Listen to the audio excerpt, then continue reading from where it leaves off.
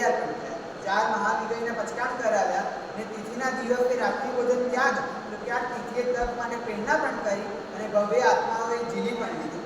લોકો કે 1 વર્ષ માટે કંદમૂળનો ત્યાગનું પચકાણ પણ લીધું। આજથી કેટલાક વર્ષ પૂર્વે એમની સાનિધ્યમાં મેં અને મારી બહેને અઠ્ઠાઈ તપ કર્યો હતો। ત્યારે ધર્મમાં બીજનું અંકુરણ પ્રકાશ કાકા દ્વારા જે પ્રવચન સાંભળ્યા એનાથી થયું। વધારે તેમના માટે કહેવું એ મારી માટે પણ અઘરું છે। જેઓ ખુદ વિરાજના ના થાય એના ચુસ્ત પાલન કરનારા છે, ધાર્મિક સૂત્રોની શુદ્ધિના આગ્રહી છે અને ધર્મના રાગી છે।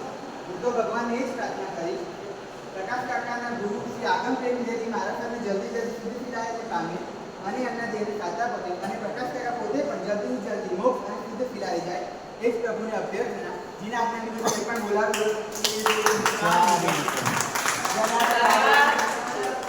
જ્યારે આપણે બાળકો વિશે વાત કરીએ, દિનાંક અને નમ્ર એમની આરાધના આટલી નાની ઉંમરમાં જે પામ્યા છે, જે એમનું જ્ઞાનનું પ્રયોગક્ષમ છે એ ખૂબ જ ઉચ્ચ કોટીનો છે।